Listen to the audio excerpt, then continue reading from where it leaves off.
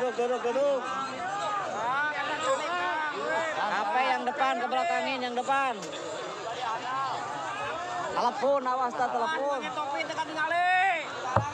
Awas, yuk.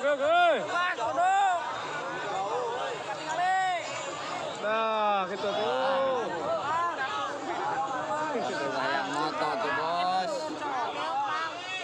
Assalamualaikum warahmatullahi wabarakatuh.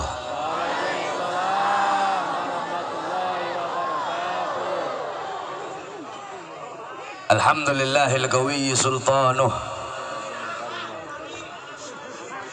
al-wadihil burhanuh al-mabsut fil wujud karamuhu wa ihsanuh.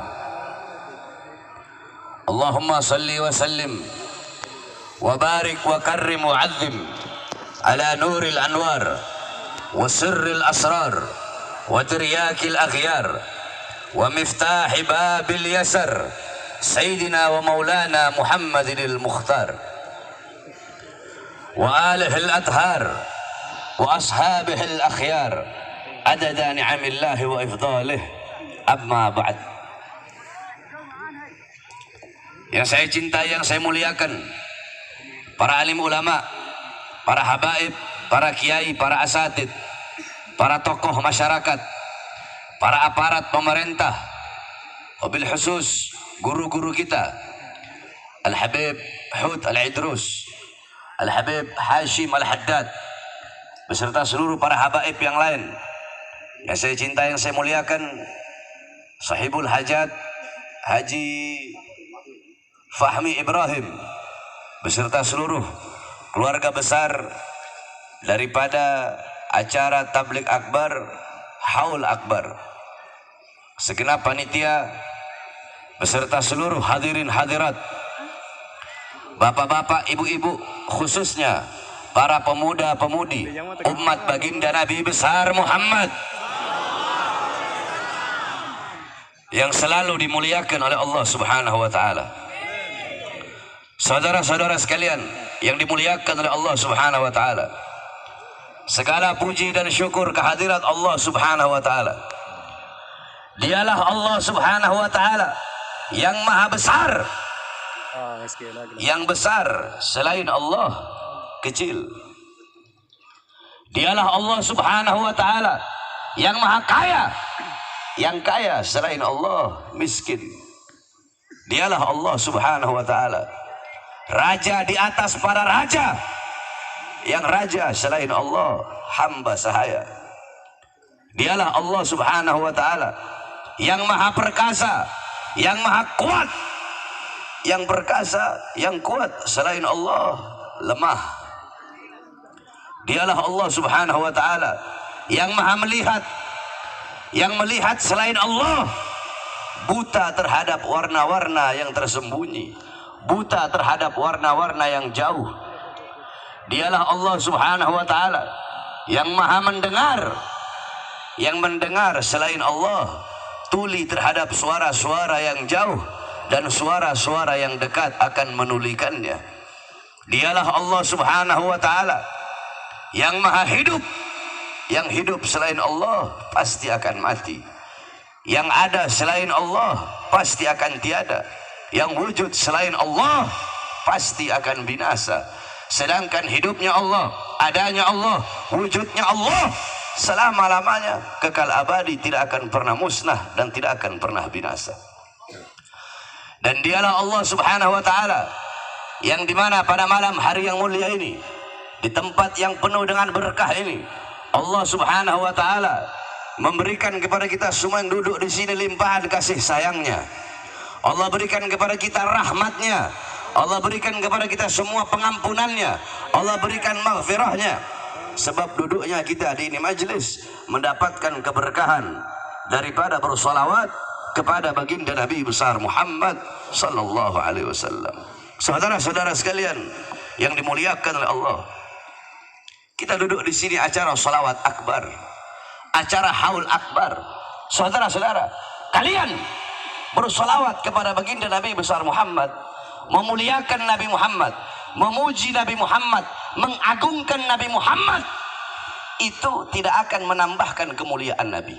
Kalian memuliakan Nabi tidak akan menambahkan kemuliaan Nabi. Kalian mengagungkan Nabi, memuji Nabi, bersalawat kepada Nabi, itu tidak akan menambahkan kemuliaan, keagungan baginda Nabi besar Muhammad sallallahu alaihi wasallam. Sebagaimana dalam syair dikatakan, ma madahtu Muhammadan bi qasidati walakin mudiha qasidati bi Muhammadin. Aku tidak memuji Nabi dengan syairku, aku tidak memuliakan Nabi dengan syairku, tetapi syairku yang menjadi mulia karena telah memuliakan Nabi Muhammad. Syairku yang menjadi agung karena telah mengagungkan Nabi Muhammad.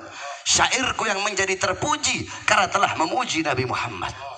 Jadi kalian duduk pada malam hari ini memuji Nabi Muhammad dengan bersalawat, memuliakan Nabi Muhammad dengan bersalawat, kemuliaan Nabi tidak bertambah. Kalian memuliakan Nabi, kalian yang menjadi mulia. Kalian mengagungkan Nabi, kalian yang menjadi agung. Kalian memuji Nabi Muhammad, kalian yang menjadi terpuji di sisi Allah Subhanahu wa taala. Sebab kemuliaan Nabi Muhammad tidak akan bertambah. Karena jikalau kemuliaan Nabi bertambah, maka kemuliaan Nabi juga bisa berkurang. Sedangkan kemuliaan Nabi Muhammad tidak akan bertambah dan tidak akan berkurang. Kemuliaan Nabi, sekalipun lautan menjadi tinta, pohon menjadi pena, dipakai, digunakan untuk melukis kemuliaan Nabi Muhammad, laut jadi tinta, pohon jadi pena, tidak akan sanggup untuk melukiskan kemuliaan, keagungan serta keindahan, keluhuran daripada Nabi kita, baginda Nabi besar Muhammad sallallahu alaihi wasallam. Saudara-saudara, bukan hanya kita yang duduk di sini menjadi mulia karena Nabi Muhammad, bukan hanya kita yang duduk di sini menjadi agung karena mengagungkan baginda Nabi besar Muhammad sallallahu alaihi wasallam. Bahkan Mekah menjadi kota yang mulia, Mekah menjadi kota yang agung karena Mekah kota kelahiran Nabi Muhammad. Madinah menjadi kota yang mulia, Madinah menjadi kota yang agung karena Madinah adalah kota hijrah dan kota wafatnya baginda Nabi besar Muhammad. Hajar Aswad menjadi batu yang mulia, Hajar Aswad menjadi batu yang agung, dicium oleh jutaan manusia karena Hajar Aswad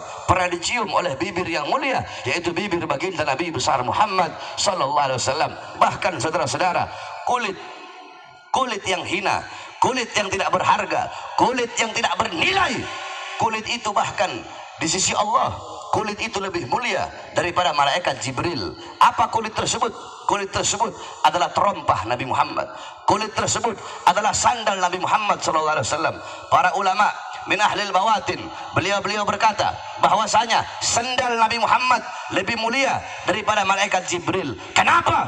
Karena Jibril tidak pernah berjumpa langsung dengan Allah Subhanahu wa taala, sedangkan baginda Nabi besar Muhammad dalam keadaan sadar, yaqdatan, dalam keadaan terjaga, dalam keadaan sadar, zahirnya, batinnya, jasadnya, ruhnya berjumpa langsung dengan Allah. Bahkan sandal Nabi ikut berjumpa langsung dengan Allah. Kenapa? Sandal itu menjadi mulia. Kenapa? Sandal itu menjadi agung. Sandal itu menjadi mulia. Sandal itu menjadi agung karena dipakai oleh kaki yang mulia, yaitu kaki baginda Nabi besar Muhammad sallallahu alaihi wasallam. Alam tara jildal hakira mugabbalan bitsagafi lamma ansara jildal mushafi. Tidak pernahkah kalian melihat? Tidak pernahkah engkau melihat kulit yang tidak berharga, kulit yang tidak bernilai, kulit tersebut dicium oleh bibir-bibir ketika kulit tersebut menjadi sampul daripada ayat suci Al-Quran. Saudara-saudara, andaikan kalian punya kulit satu buah, itu kulit dibagi dua, setengah kulitnya dibikin sendal atau dibikin dompet atau dibikin tas, setengahnya lagi dibikin sampul daripada ayat suci Al-Quran. Kulit, satu kulit yang sama, tetapi setengahnya kalian bikin dompet, kalian bikin sendal, kalian megang gak harus punya wudhu, kalian taruh di tempat yang hina gak ada masalah, kalian mau lempar ke tempat sampah tidak ada masalah. Akan tetapi kulit yang satunya lagi yang kalian bikin sampul dari ayat suci Al-Quran, kulit tersebut ketika kalian pegang harus punya wudhu, megangnya harus penuh akhlak, harus penuh ta'zim, harus penuh hormat, ditaruh di tempat yang tinggi. Kulitnya sama, akan tetapi kenapa yang satu menjadi mulia, yang satu menjadi mulia? Karena menempel dengan sesuatu yang mulia. Begitupun keadaan kita pada malam hari ini, saudara-saudara, kita menjadi mulia karena memuliakan Nabi Muhammad. Kita menjadi agung karena mengagungkan Nabi Muhammad. Kita dipuji oleh para malaikat karena duduknya kita memuji baginda Nabi besar Muhammad sallallahu alaihi wasallam. Saudara-saudara sekalian yang dimuliakan oleh Allah, saya perjalanan dari jam 5 sampai ke sini sekitar jam 12 tadi. Sekitar 7 jam perjalanan saya sampai ke sini untuk menyampaikan ilmu. Jikalau bagi saya tidak ada kata capek, tidak ada kata jauh untuk menyampaikan ilmu, untuk menyebarkan ilmu, maka bagaimana mungkin ada kata jauh bagi kalian untuk mencari dan menuntut ilmunya Allah Subhanahu wa taala. Saudara-saudara sekalian yang dimuliakan Allah, pertama, kita duduk di sini dalam rangka salawat akbar. Hadirin sekalian, sebagaimana banyak hadis yang telah kalian dengar. Qala Rasul sallallahu alaihi wasallam, "Man shalla alayya salatan wahidah, sallallahu alaihi biha asyra." Barang siapa yang bersalawat kepadaku, kata Rasulullah, 1 kali, maka Allah bersalawat kepadanya 10 kali. Salawat dari Allah adalah rahmat, salawat dari malaikat adalah maghfirah, sedangkan salawat dari umat itu adalah doa. Saudara-saudara, Allah mempunyai 1 malaikat yang dimana malaikat tersebut sampai detik ini dan sampai hari kiamat, malaikat itu berada di sisi kuburnya Nabi Muhammad. Malaikat itu berada di depan kuburnya Nabi Muhammad, yang dimana jikalau ada setiap umat yang bersolawat kepada Nabi Muhammad, maka malaikat itu berkata, "Ya Rasulullah, Fulan bin Fulan, Fulanah binti Fulan," disebutkan engkau punya nama satu persatu di depan kuburnya Nabi Muhammad. Fulan bin Fulan, Fulan bin Fulan, Fulanah binti Fulan. Orang ini pada malam hari ini mereka bersolawat kepadamu ya Rasulullah. Apa kata Rasulullah? Bawa salawat mereka menghadap Allah Subhanahu wa taala. Dibawa, kalian punya salawat menghadap Allah Subhanahu wa taala. Malaikat berkata, "Ya Allah, Fulan bin Fulan, Fulan bin Fulan, Fulanah binti Fulan bersalawat kepada kekasihmu Muhammad." Apa kata Allah? Allah berkata, "Akan aku ciptakan dari setiap 1 huruf dari salawat yang mereka baca." Contoh, kalian baca salawat, "Ya Rabbi sholli ala Muhammad." Ya Rabbi, ya 1 huruf, alif 1 huruf, ra 1 huruf, ba 1 huruf, ya 1 huruf. Ya Rabbi itu 5 huruf. Dari setiap 1 huruf, kata Allah, akan aku ciptakan 360 malaikat yang memiliki 360 kepala. Di setiap kepala memiliki 360 wajah. Di setiap wajah memiliki 360 mulut. Setiap mulut memiliki 360 lidah. Setiap lidah berbicara dengan 360 bahasa, yang dimana malaikat tersebut akan bersujud kepada aku, kata Allah, sampai hari kiamat. Dan malaikat itu tidak akan mengangkat kepalanya dari sujudnya sebelum aku mengampuni dosa-dosa umat Muhammad yang bersalawat kepadanya. Ketika Rasulullah SAW Isra Mi'raj di langit ketiga, beliau berjumpa dengan 1 malaikat. Malaikat tersebut memiliki 1000 tangan. Di setiap tangannya memiliki 1000 jari. Rasulullah bertanya, "Wahai malaikat, begitu hebat engkau. Allah ciptakan engkau punya 1000 tangan. Setiap tangan engkau punya 1000 jari. Untuk apa Allah menciptakanmu?" Dijawab oleh malaikat tersebut, "Ya Rasulullah, aku Allah ciptakan untuk menghitung setiap tetesan-tetesan hujan yang jatuh dari langit ke bumi." Kemudian Rasulullah bertanya, "Apakah engkau tahu berapa banyak jumlah? Apakah engkau tahu berapa banyak bilangan setiap tetesan hujan yang jatuh dari langit ke bumi semenjak Adam diciptakan hingga saat ini? Apakah engkau bisa menghitung berapa banyak tetesan hujan yang jatuh dari langit ke bumi?" Malaikat tersebut menjawab, "Demi Allah yang mengutusmu sebagai Rasul, aku tahu berapa banyak jumlah bilangan. Aku tahu berapa banyak tetesan hujan yang jatuh dari langit ke bumi, dari langit ke gunung, dari langit ke sungai, dari langit ke lembah, dari langit ke hutan, dari langit ke laut. Aku bisa menghitung setiap tetesan-tetesan hujan tersebut dari zaman Nabi Adam sampai detik ini. Aku tahu berapa banyak jumlah dan bilangan tetesan hujan yang jatuh dari langit ke bumi, ya Rasulullah." Rasulullah merasa takjub, Rasulullah merasa kagum dengan kehebatan malaikat tersebut. Kemudian malaikat itu tiba-tiba berkata, "Akan tetapi ya Rasulullah, aku punya kekurangan, aku punya kelemahan."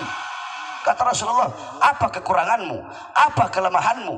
Malaikat tersebut menjawab, "Kekuranganku, kelemahanku, yaitu ketika umatmu berkumpul di suatu perkumpulan, ketika umatmu berkumpul di satu majelis untuk bersolawat kepadamu, disitulah kekurangan dan kelemahanku. Karena aku tidak bisa menghitung berapa banyak rahmat dan pengampunan yang Allah berikan kepada umatmu yang bersolawat kepadamu, ya Rasulullah."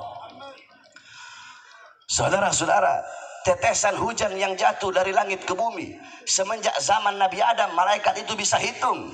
Tetapi pada malam hari ini, malaikat tersebut sedang bingung karena tidak bisa menghitung berapa banyak pahala, rahmat, kasih sayang dan pengampunan yang Allah berikan kepada kalian yang duduk di sini bersolawat kepada baginda Nabi besar Muhammad sallallahu alaihi wasallam. Maka beruntung kalian, berbahagialah kalian, karena Allah menjadikan lidah-lidah kalian adalah lidah-lidah di dunia basah dengan bersolawat kepada baginda Nabi besar Muhammad, sehingga lidah-lidah yang di dunia basah dengan solawat itu adalah lidah-lidah yang kelak di akhirat akan basah dengan telaga Al-Kautsarnya baginda Nabi besar Muhammad.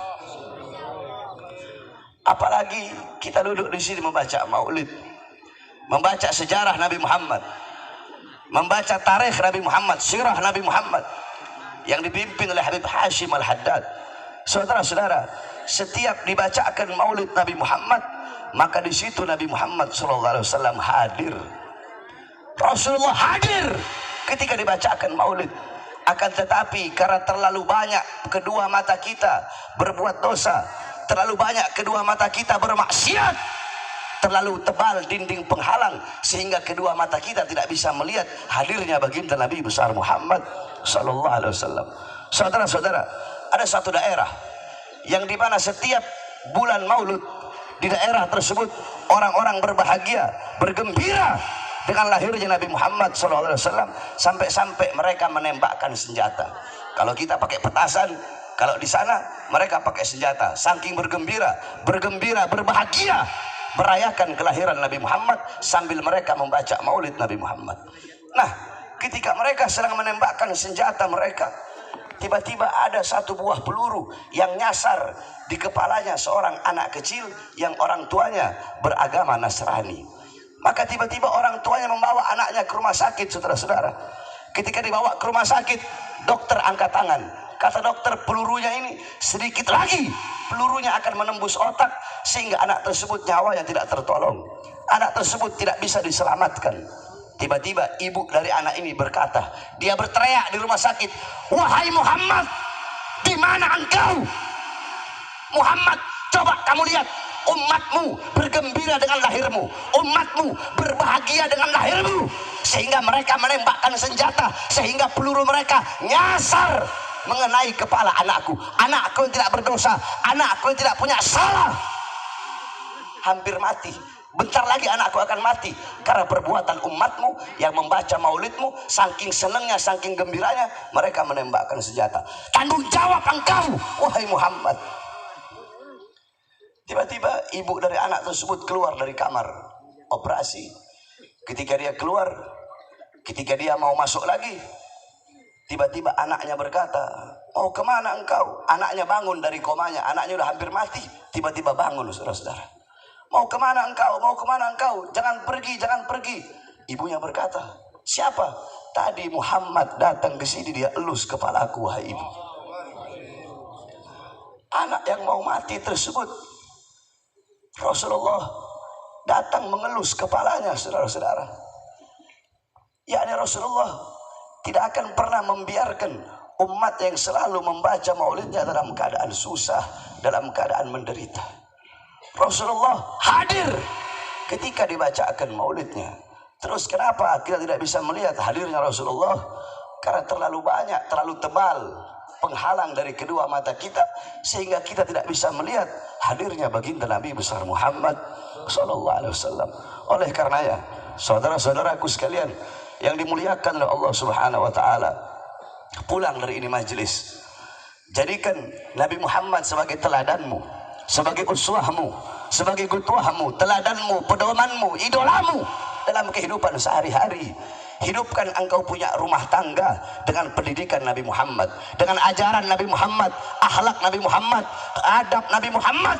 hidupkan rumah tanggamu, hidupkan kampungmu, hidupkan desamu, hidupkan wilayahmu, hidupkan kotamu, hidupkan daerahmu dengan pendidikan Nabi Muhammad, ajaran Nabi Muhammad, akhlak Nabi Muhammad, ilmu Nabi Muhammad, adab Nabi Muhammad, ibadahnya Nabi Muhammad, khaufnya Nabi, khasyahnya Nabi, zuhudnya Nabi, qanaahnya Nabi.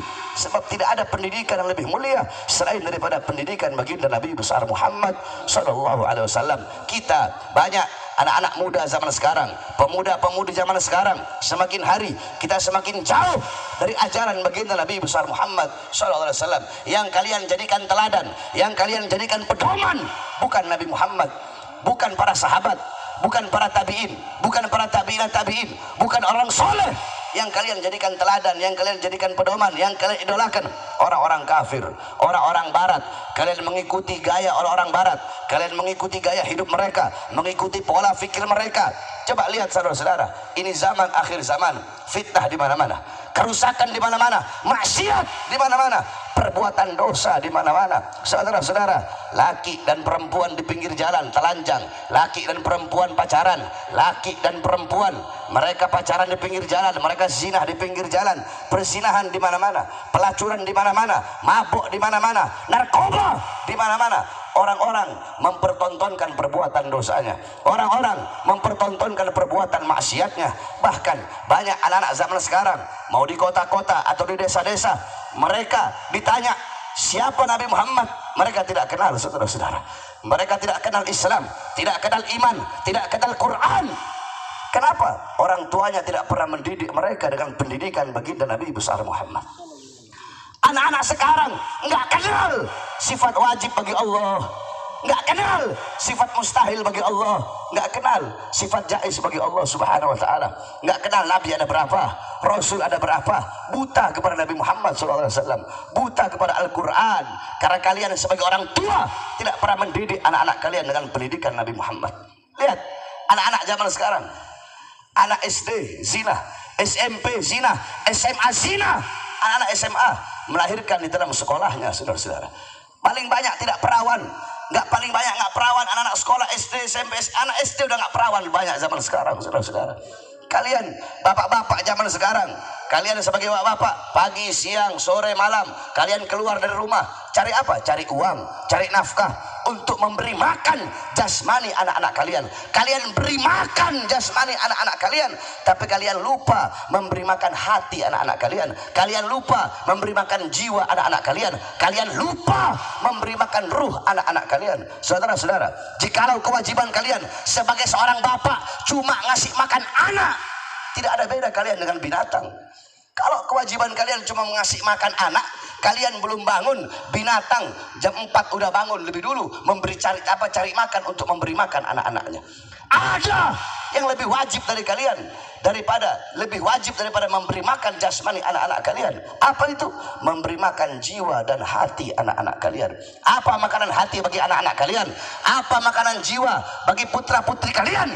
Makanan hati, makanan jiwa adalah ilmu, saudara-saudara. Hati 3 hari gak kena ilmu, itu hati menjadi mati.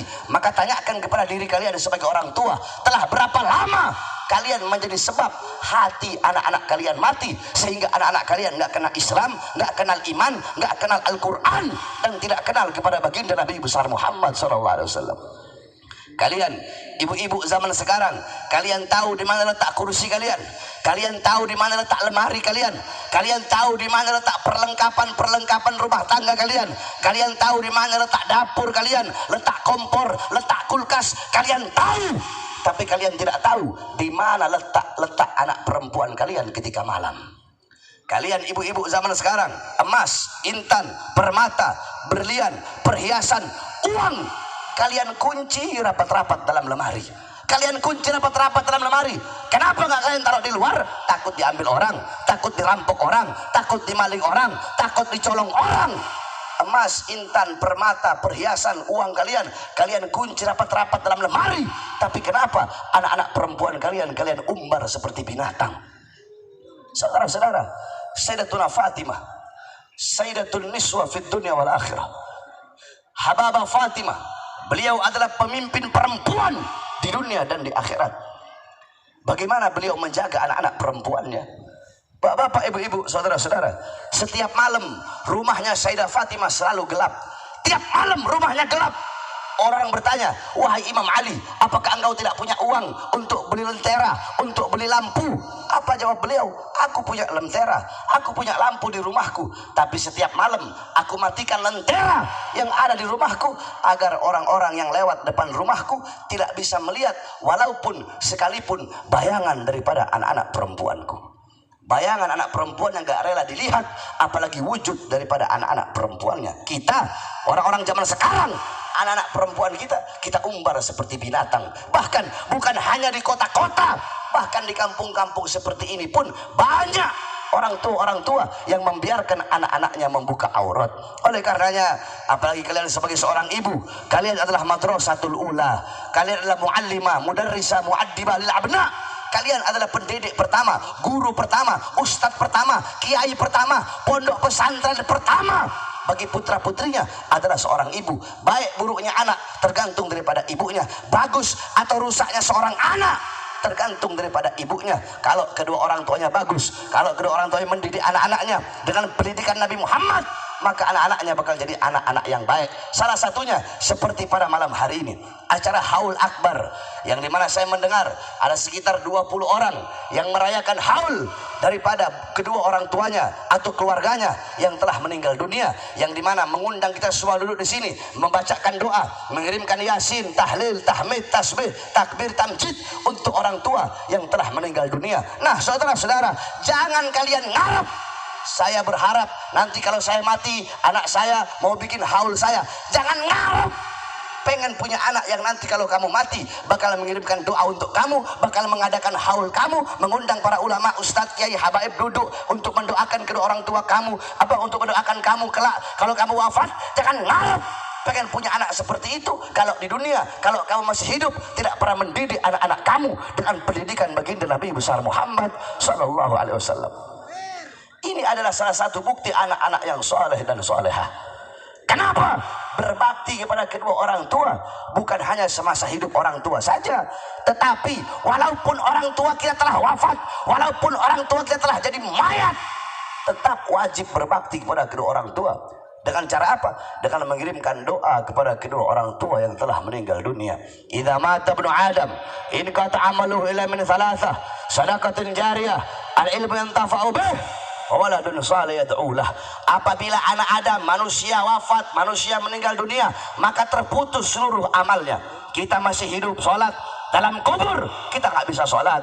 Kita masih hidup puasa, dalam kubur kita nggak bisa puasa. Kita masih hidup haji, udah mati dalam kubur kita tidak bisa haji. Akan tetapi kalau kita masih hidup, meninggalkan 3 perkara ini, 3 amal ini, walaupun kita wafat, walaupun kita sudah meninggal dunia, akan tetapi pahalanya akan mengalir terus sampai datangnya hari kiamat. Apa? Salah satunya yaitu doa anak soleh yang mendoakan kedua orang tuanya. Saudara-saudara, di zaman Nabi Isa alaihi salam, ketika Nabi Isa sedang lewat, ada satu kubur. Ketika Nabi Isa lewat di kubur tersebut, Nabi Isa mendengar suara teriakan, suara jeritan daripada penghuni kubur tersebut. Kemudian Nabi Isa pergi, balik lewat itu kubur, sudah tidak ada lagi jeritannya, sudah tidak ada lagi teriakannya. Nabi Isa nanya, wahai malaikat, tadi aku lewat di ini kubur, aku mendengar suara siksaan, suara jeritan, suara teriakan.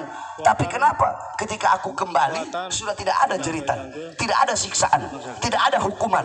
Apa kata malaikat? Wahai Nabi Isa, itu ahli kubur adalah orang fasik, orang yang suka berbuat dosa, orang yang suka berbuat maksiat. Akan tetapi ketika engkau sedang lewat tadi, dia punya anak di rumah sedang membaca Injil. Karena anaknya membaca Injil, maka Allah angkat azab dan siksa dan Allah gantikan dengan rahmat. Itu anak baca Injil, orang tuanya yang lagi disiksa, diazab, diangkat siksa dan azabnya. Maka bagaimana kalau anak-anak kalian mengirimkan Al-Quran, bacaan ayat-ayat suci Al-Quran untuk kalian kalau kalian sudah meninggal dunia? Tapi jangan ngarep pengen punya anak seperti itu kalau kalian masih hidup, tidak pernah mendidik anak-anak kalian dengan pendidikan baginda Nabi besar Muhammad sallallahu alaihi wasallam. Oleh karenanya sekali lagi saya wasiatkan kalian para orang tua, didik anak-anak kalian dengan pendidikan baginda Nabi besar Muhammad SAW. Apalagi para pemuda-pemudi. Di sini banyak para pemuda-pemudi. Ingatlah kalian, wahai para pemuda-pemudi Islam, syubbanul yom, rijalul ghad. Pemuda-pemuda masa kini, pemuda-pemuda masa sekarang adalah pemimpin-pemimpin di masa yang akan datang. Pemimpin negara, pemimpin bangsa, pemimpin kampung kalian, pemimpin desa kalian, pemimpin wilayah kalian, pemimpin kota kalian, pemimpin daerah kalian, dan pemimpin negara kesatuan Republik Indonesia, pemimpin bangsa, pemimpin negara, dan juga pemimpin-pemimpin agama. Kalau anak-anak mudanya baik, anak-anak mudanya taat, anak-anak mudanya patuh kepada Allah, anak-anak mudanya cinta kepada Allah, hatinya selalu berkaitan dengan Allah, selalu berhubungan dengan Allah, hatinya penuh dengan rasa takut kepada Allah Subhanahu wa taala, anak-anak mudanya menjadikan Nabi Muhammad sebagai teladannya, sebagai pedomannya, sebagai idolanya. Anak-anak mudanya mengerti ilmu agama, mengenal iman, mengenal Islam, mengenal takwa. Anak-anak mudanya soleh. Besok bangsa kita bakal baik. Besok bangsa kita bakal bagus. Pemimpin-pemimpin bakal menjadi pemimpin-pemimpin yang bagus. Pemimpin negara bakal menjadi pemimpin-pemimpin yang baik. Pemimpin-pemimpin yang istiqomah. Pemimpin-pemimpin yang amanah. Pemimpin-pemimpin yang bisa membawa umatnya, membawa rakyatnya menuju ridhonya Allah Subhanahu wa taala. Tetapi kalau anak-anak mudanya rusak, anak-anak mudanya maksiat, anak-anak mudanya melakukan mungkarat, dhalalat, sayyiat, mukhalafat, anak-anak mudanya buta Al-Quran, buta Islam, buta iman, anak-anak mudanya menjadikan orang barat, orang kafir sebagai teladannya, sebagai idolanya, sehingga tidak mengenal Rasulullah. Anak-anak mudanya mabok-mabokan, anak-anak mudanya narkoba, anak-anak mudanya melacur, anak-anak mudanya berjudi. Besok bangsa kita bakal rusak, negara bakal rusak, pemimpin-pemimpinnya bakal rusak, dan agama bakal dipegang oleh ulama-ulama yang rusak. Oleh karenanya kalian para pemuda-pemudi Islam, jadilah pemuda-pemudi kebanggaan baginda Nabi besar Muhammad. Selalu duduk di majelis-majelis Nabi Muhammad, selalu duduk di majelis-majelis taklim. Wahai para pemuda-pemudi Islam, ikuti para ulama, ikuti para ustadz, ikuti para kiai. Jangan jauh dari ulama, jangan jauh dari habaib, jangan jauh dari kiai, jangan jauh dari orang-orang saleh. Almar'u ma'aman ahab. Seseorang kelak di akhirat akan dikumpulkan bersama orang yang ia cintai. Man tashabbaha biqaumin fahuwa minhum. Barang siapa yang menyerupai suatu kaum, maka dia sama dengan kaum tersebut. Al-Imam Malik qal, muhibbal qaum yalhaq bil jamaah. Pecinta suatu kaum akan dikumpulkan bersama dengan kaum, golongan, kelompok yang ia cintai. Mahbubal mahbub mahbub wa muhibbal mahbub mahbub. Qal Al-Imam Ghazali. Imam Ghazali mengatakan, orang-orang yang dicintai oleh orang-orang yang dicintai oleh Allah, orang itu pun akan dicintai oleh Allah. Mencintai orang-orang yang dicintai oleh Allah, orang itu pun akan dicintai oleh Allah. Wahai para pemuda-pemudi Islam, jarak engkau kelak di akhirat dengan Nabi Muhammad, jarak jauh atau dekatnya engkau dengan Nabi, kadar kedekatan engkau atau jauhnya engkau dengan Nabi kelak di akhirat, itu menurut kadar kedekatan engkau di dunia dari majelis-majelis seperti ini. Kalau di dunia engkau dekat dengan majelis ilmu, dekat dengan majelis taklim, dekat dengan majelis salawat, dekat dengan para ulama, dekat dengan para habaib, dipastikan di akhirat engkau pun akan dekat dengan baginda Nabi besar Muhammad. Tapi kalau di dunia engkau jauh dari ulama, jauh dari orang soleh, jauh dari para habaib, jauh dari para kiai, di akhirat dipastikan engkau pun akan jauh dari baginda Nabi besar Muhammad sallallahu alaihi wasallam. Oleh karenanya, wahai para pemuda-pemudi Islam, selalulah kalian menjadi pemuda-pemudi Islam yang menegakkan keadilan, yang memperjuangkan Islam, yang menyampaikan kebenaran. Saudara-saudara, Islam tidak butuh kepada 1 juta pemuda yang tidak memiliki ghirrah, yang tidak memiliki semangat, yang tidak memiliki semangat yang kuat, yang tidak memiliki tekad yang bulat. Islam tidak butuh kepada 1 juta pemuda yang tidak punya semangat dalam membela Islam, yang tidak punya semangat dalam membela bangsa, yang tidak punya semangat dalam membela negara. Tapi Islam lebih butuh kepada 1 anak muda tetapi jiwanya menggebu-gebu, semangatnya menggelora untuk membela bangsa, untuk membela Islam, untuk membela negara kesatuan Republik Indonesia. Sampaikan kebenaran, perjuangkan keadilan. Jangan pernah engkau takut untuk menyampaikan kebenaran. Lau matalaim, walaupun seluruh dunia harus membencimu, mencacimu, memakimu, menghinamu, menfitnahmu, saudara-saudara, jangan engkau berada di jalan yang benar, engkau berada di jalan yang buruk, engkau berada di jalan yang sesat. Banyak yang menghina, banyak yang mencaci, banyak yang memaki. Apalagi engkau berada di jalan kebenaran, apalagi engkau berada di jalannya Allah, berada di relnya Allah untuk membela agama Allah. Pasti banyak yang menghinamu, banyak yang mencacimu, banyak yang memakimu, banyak yang menyepelekanmu. Akan tetapi mereka yang menghina perjuanganmu, yang mencaci perjuanganmu, yang memaki perjuanganmu, yang menyepelekan perjuanganmu, jangan engkau jadikan mereka sebagai air yang memadamkan semangatmu. Akan tetapi jadikan mereka sebagai api yang menambah semangatmu untuk berjuang di jalan Allah Subhanahu wa taala. Jangan pernah engkau takut dengan ancaman. Jangan pernah engkau takut dengan ancaman apapun. Jangan pernah engkau takut dengan siapapun. Takutlah kepada dengan Allah Subhanahu wa taala. Takutlah engkau kalau engkau menjadi orang-orang yang memiliki perasaan biasa-biasa saja ketika Islam dihina, ketika rakyat ditipu, rakyat tidak disejahterakan, ketika rakyat tidak dimakmurkan, hatimu biasa-biasa saja. Awas, takutlah engkau saudara-saudara, karena ketika engkau merasa biasa-biasa saja, Islam dihinakan, Al-Quran dilecehkan, bangsa, rakyat dibiarkan, engkau merasa biasa-biasa saja, maka dipertanyakan keislamanmu, dipertanyakan keimananmu. Bukankah Rasulullah berkata, hubbul watan minal iman, cinta tanah air sebagian daripada iman? Maka dipertanyakan keimanannya bagi orang-orang yang tidak memiliki rasa cinta, rasa sayang kepada tanah airnya. Sedangkan tanah air kita adalah negara kesatuan Republik Indonesia.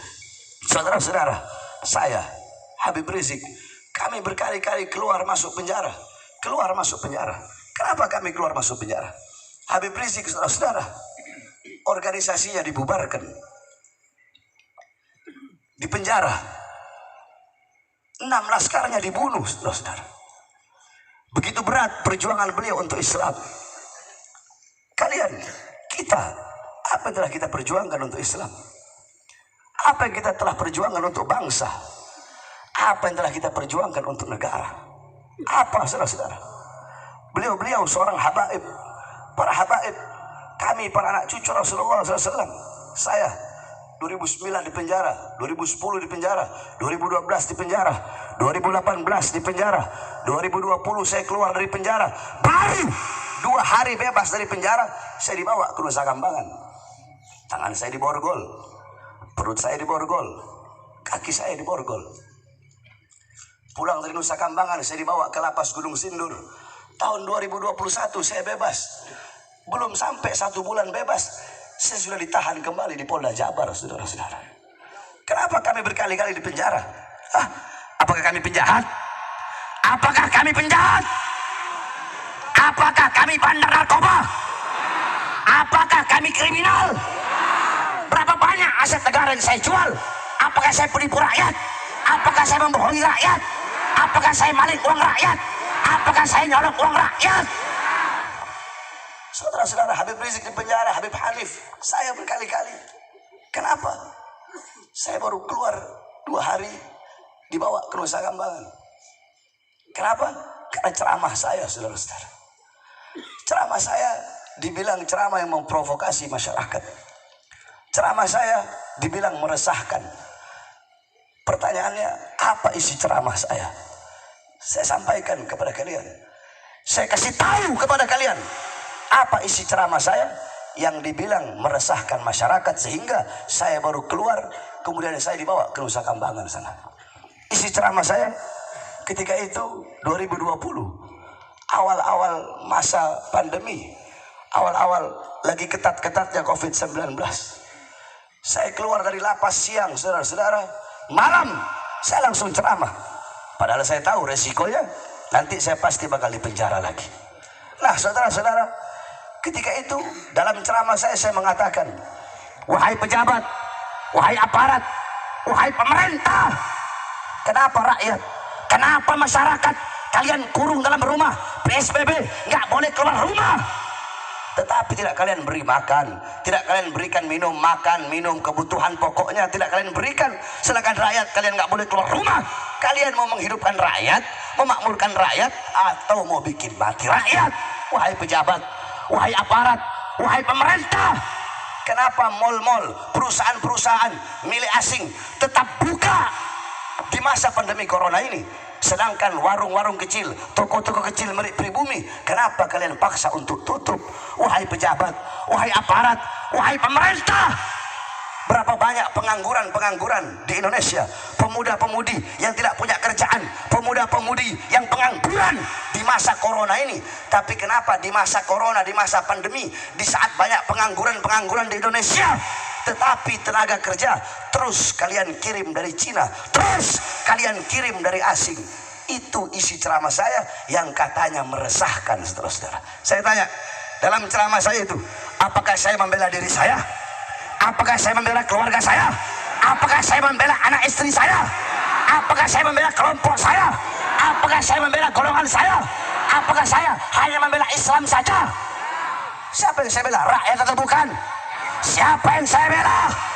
Siapa yang saya bela? Siapa yang saya bela? Siapa yang saya bela? Yang saya bela rakyat yang susah, rakyat yang menderita, rakyat yang kelaparan, rakyat yang ditipu, rakyat yang tidak disejahterakan.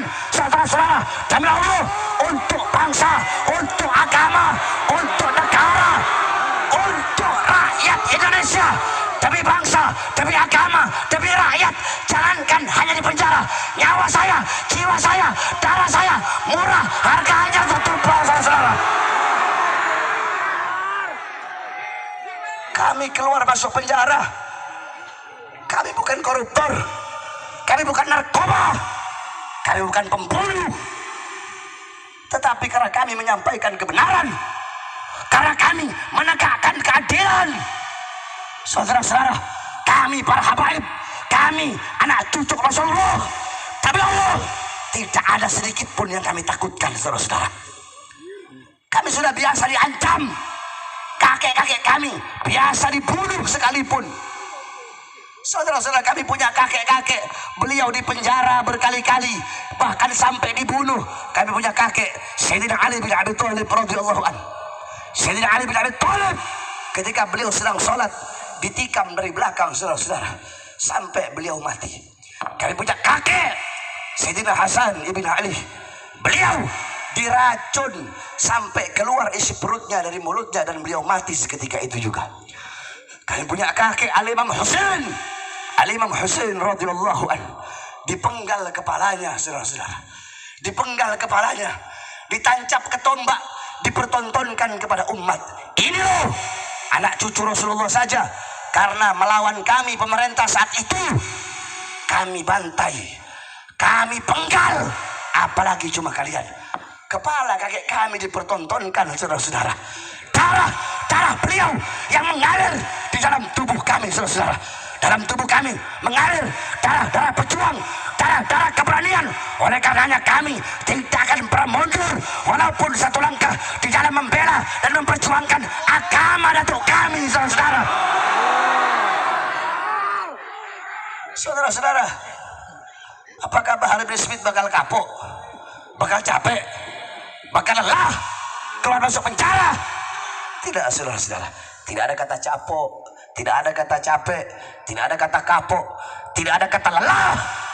Berjuang untuk agama, berjuang untuk bangsa, dan berjuang untuk rakyat dan negara kesatuan Republik Indonesia. Saudara-saudara, saya bisa dipenjara, jasad saya bisa kalian penjarakan, kalian bisa memisahkan saya dengan anak dan istri saya. Kalian bisa memborgol tangan saya, memborgol perut saya, memborgol kaki saya. Bahkan ketika di Nusa Kambangan, ketika para petugas lapas memborgol tangan saya, dari tangan nyambung ke perut, dari perut nyambung ke kaki, saya berkata, engkau Islam? Iya Habib, saya Islam. Apakah engkau membaca ayat Qul la as'alukum alaihi ajran illa mawaddata fil qurba? Dalam Al-Quran Allah berfirman, katakanlah wahai Muhammad, bahwasanya engkau tidak meminta balasan apapun, bayaran apapun. Engkau tidak minta apa-apa dari umatmu kecuali kecintaan umatmu kepada Al-Qurbah. Kamu tahu siapa Al-Qurbah? Orang yang kau borgol tangan, perut dan kakinya, ini adalah Al-Qurbah. Engkau sholat baca sholawat? Iya Bib, baca sholawat. Bukankah kau baca sholawat Allahumma sholli ala Muhammad wa ala ali Muhammad? Bukankah tidak sah engkau punya sholat kalau tidak bersolawat kepada Muhammad dan ali Muhammad? Tahukah engkau siapa Ali Muhammad? Ali Muhammad adalah orang yang kau borgol tangan, perut dan kakinya, yang tidak akan sah engkau punya sholawat. Tidak akan sah engkau punya sholat kau tidak bersolawat kepada Ali Muhammad. Saudara-saudara, mereka para pengkhianat bangsa, mereka orang-orang yang terluka karena saya punya lidah. Berkali-kali saya sampaikan, lidah saya itu seperti alkohol. Kamu tahu alkohol? Saya tanya, alkohol kena kulit, kulitnya nggak ada luka, adem nggak? Adem nggak? Tapi kalau alkohol kena kulit yang ada luka, perih nggak? Sakit nggak? Orang yang tidak punya luka, orang yang tidak punya borok, orang yang hatinya lurus, pejabat yang hatinya baik, pejabat yang amanah, yang istiqomah, kalau kena saya punya lidah, adem-adem aja. Tapi pejabat yang rusak, pejabat yang biadab, pejabat yang bangsat, kena saya punya lidah, kayak luka kena alkohol tadi, saudara-saudara, kelejit-kelejit dia, sakit dia, sampai ke dalam hati dia merasakan sakitnya. Tapi kalau pejabat yang lurus, yang istiqomah, dia nggak bakal merasakan apa-apa, bahkan dia merasa adem-adem saja. Nah, saya sampaikan, kalian para pengkhianat bangsa, kalian yang suka berjanji memakmurkan rakyat, mensejahterakan rakyat, tapi yang makmur adalah partai dan politik kalian bisa memenjarakan jasad saya, jasad Habib Rizik, kalian bisa memenjarakan kami, kalian bisa memborgol tangan kami, kalian bisa memisahkan kami dengan anak dan istri kami, tetapi demi Allah, suara-suara kebenaran yang kami sampaikan, suara-suara keadilan yang kami sampaikan, yang kami sebarkan ke seluruh pelosok dan penjuru Indonesia, tidak akan pernah bisa kalian penjarakan, tidak akan pernah bisa kalian bungkam sampai datangnya hari kiamat, saudara-saudara.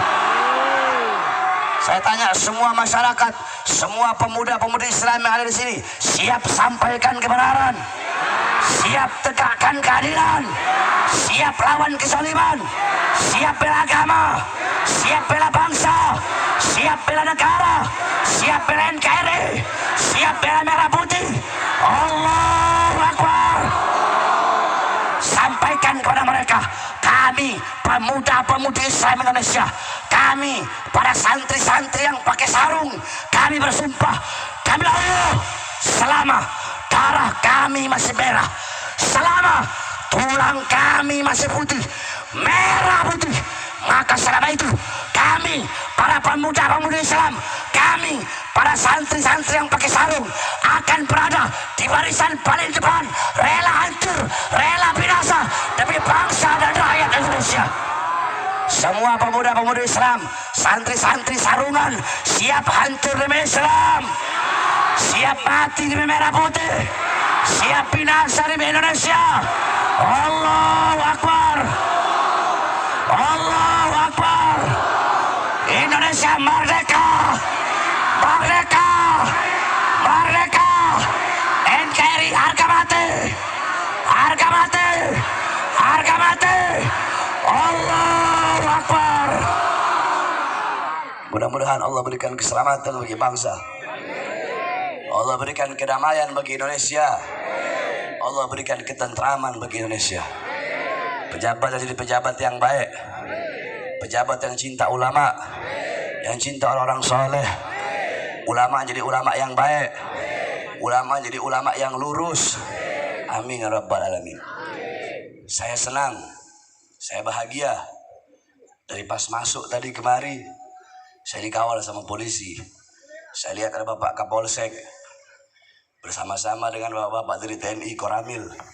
Nah, pejabat-pejabat baik seperti ini, saudara-saudara, inilah pejabat-pejabat akhirat. Jadi pejabat harus datang ke ulama. Jadi pejabat harus datang ke majelis-majelis taklim. Al-Imam Ghazali beliau berkata, apabila ada pejabat mendatangi ulama, pejabat mendatangi majelis-majelis ilmu, itu tujuan dari pejabat itu adalah mencari akhirat. Sedangkan kalau sebaliknya ada ulama mendatangi pejabat, ulama keluar masuk istana, ada ulama sering datang ke kantor-kantor pejabat, itu adalah ulama-ulama yang mencari dunia, saudara-saudara. Oleh karenanya, alhamdulillah banyak para pejabat yang hadir di sini, mudah-mudahan jadi pejabat yang istiqomah, jadi pejabat yang lurus. Amin amin ya rabbal alamin. Mudah-mudahan ulama kita juga jadi ulama yang baik, jadi ulama yang lurus. Sebab banyak ulama sekarang, ustadz, kiai sekarang, ustadz, kiai, habib sekarang, alimun alladhi aj'alu ilmahu tabi'an ra'yil muluk, adalah seorang ulama yang menjadikan ilmunya untuk mengikuti kemauan para penguasa. Ulama tapi menjadikan ilmunya untuk mengikuti kemauan penguasa. Penguasa maunya A, ini ulama tahu A ini buruk, ini ulama tahu A ini nggak baik, A ini haram, A ini rusak. Tapi bagaimana caranya mencari-cari dalil untuk membenarkan yang salah, untuk memperbaiki yang buruk daripada kesalahan pejabat tersebut. Inilah kera-kera bersorban, ulama-ulama kontrak, ulama-ulama amplop. Saudara-saudara, sekarang ustadz, kiai, habib sekarang ini ada ustadz kuning, ada kiai kuning, ada habib kuning. Jadi bukan ustadz kiai aja, habibnya juga udah mulai sekarang ini. Ustadz ijo, kiai ijo, habib ijo. Ustadz merah, kiai merah, habib merah. Bukan sorbannya, sorban. Maksudnya apa? Ada kiai Gerindra, ada habib Gerindra. Ada kiai PDI, ada habib PDI. Ada kiai Golkar, ada habib Golkar. Ada kiai PKB, habib PKB. Kiai PAN, habib PAN. Ustadz sama ustadz berantem, kiai sama kiai berantem, habib sama habib berantem. Gara-gara apa? Gara-gara beda bendera, gara-gara beda pandangan politik, gara-gara beda capres. Yang satu Habib Jokowi, yang satu Habib Prabowo. Yang satu Habib Anies, yang satu Habib Ganjar Pranowo. Gara-gara beda capres, Habib sama Habib berantem, kiai sama kiai berantem. Terus kita mau bilang, ayo umat bersatu. Bagaimana umat mau bersatu? Ustadz sama ustadznya berantem, kiai sama kiainya berantem, habib sama habibnya berantem. Gara-gara urusan partai, urusan bendera, urusan politik, urusan kursi, urusan kedudukan, urusan jabatan, urusan perut, saling berantem, saudara-saudara. Kami para habaib, kami diajarkan oleh kakek-kakek kami, andaikan pangkat, jabatan, tahta, kekuasaan, andaikan bisa dipegang oleh seekor binatang peliharaan, maka demi Allah kami tidak rela, kami tidak ridha binatang peliharaan kami memegang pangkat, jabatan, tahta dan kekuasaan tersebut. Kalau binatang peliharaan kami saja kami tidak rela memegang pangkat dan jabatan, bagaimana kami para habaib akan rela untuk tujuan pangkat dan jabatan? Tidak, saudara-saudara, tujuan kami bukan itu.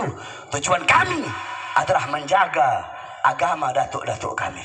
Tujuan kami menyampaikan, menyebarkan ilmu kakek-kakek kami kepada umat kakek kami, yaitu umat baginda Nabi besar Muhammad sallallahu alaihi wasallam. Mudah-mudahan para ulama jadi ulama yang lurus, ulama yang istiqamah. Amin amin ya rabbal alamin. Mudah-mudahan semua yang dihauli pada malam hari ini Allah subhanahu wa ta'ala luaskan kuburnya, Allah rahmati, Allah berikan kasih sayangnya, maghfirahnya, pengampunannya. Dan kita semua hadir di sini tidak keluar dari majelis kecuali Allah ampuni dosa-dosa kita, dosa-dosa yang telah lalu, dosa-dosa yang akan datang, dosa-dosa yang tampak, dosa-dosa yang tidak tampak. Amin amin ya rabbal alamin. Alhamdulillah, saudara-saudara, malam hari ini kita bisa berjumpa, bertatap muka. Saya terakhir ke sini sekitar 16 tahun lalu ya. 16 tahun yang lalu saya terakhir ke sini. Saya masih ingat saya ceramah sama almarhum Habib Muhdor Tapos sekitar tahun 2007. Ya, 16 tahun lalu.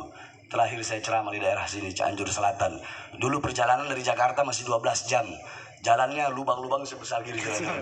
Dulu, sekarang udah agak mending, alhamdulillah.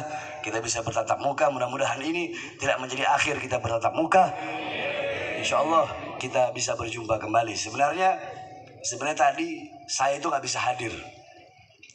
Sebab orang paling susah ngundang saya ceramah itu paling susah.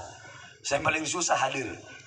Karena saya sibuk ngurus pondok, sibuk banyak tamu. Tapi ya mungkin wiritannya kuat-kuat di sini bisa narik saya sampai datang. Kayaknya wiritannya kuat tuh baca wiridnya, makanya saya bisa ketarik ke sini. Padahal tadinya saya sudah niat. Saya jujur, saya sudah niat gak mau datang. Tapi ya berhubung kalian wiritannya kuat sehingga saya bisa sampai ke sini. Alhamdulillah. Mudah-mudahan kita semua mendapatkan keberkahan dari Allah Subhanahu wa taala. Amin amin ya rabbi fanfa'na bi barakatihim. Amin. Wa hdil husna bi hurmatihim. Amin. Wa amitna fi tariqatihim. Wa mu'afati min al-fitani. Wa sallallahu alaihi wasallam Muhammadin wa ala alihi wa sahbihi barik wa sallam. Walhamdulillahi rabbil alamin. Wal afu minkum. Wassalamualaikum warahmatullahi wabarakatuh. Semuanya prajurit pembela Rasul.